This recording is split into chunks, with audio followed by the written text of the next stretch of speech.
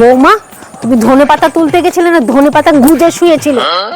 ওখানে ধনে গুঁড়োর বাপ কাঁচকলা নাড়াচ্ছিল, আমাকে বলল ধনেপাতায় মাল ফেলেছি, ধুয়ে খেও। এ ধনেপাতা ফেলে দাও, ফেলে দাও। আমি বললাম সকাল সকাল এইসব কেন? রাতে জেঠিমা দেয়নি, বললে তোমাকে নিয়ে একটা স্বপ্ন দেখেছি বৌমা। কি স্বপ্ন দেখেছে? ঘাটের মরাটা?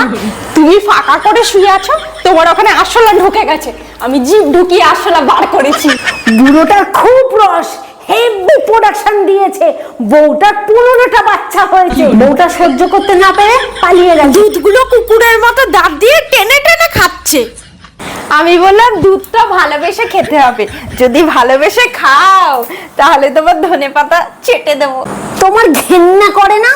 চাটতে হবে না, শুধু একবার তোমার জমিতে মাটি খুঁড়ে তোমার গর্তে আমার ধনেপাতা গাছ ঢুকিয়ে দাও। তুমি ধনেপাতা গাছ লাগিয়েছো? বুড়ো গাছ, খুব জোর।